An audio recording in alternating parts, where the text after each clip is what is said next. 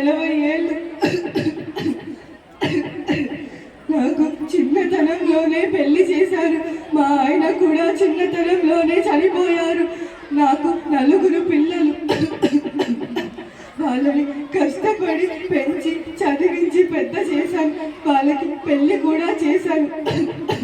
కానీ వాళ్ళు మాత్రం నన్ను భారంగా భావించారు. నన్ను వృద్ధాశ్రమంలో పడేశారు. నా మనవల్ని చూసే అవకాశం నాకు ఇవ్వలేదు. వాళ్ళని ఆడించాలన్న ఆ కళలాగే మిగిలిపోయింది.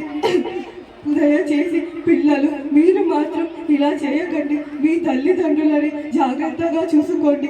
మీ తల్లిదండ్రులకి ఇష్టమైనవి కొనిచ్చలేకపోయినా కనీసం వాళ్ళని ప్రేమగా చూసుకోండి. అదే చాలు. ధన్యవాదాలు పిల్లలు.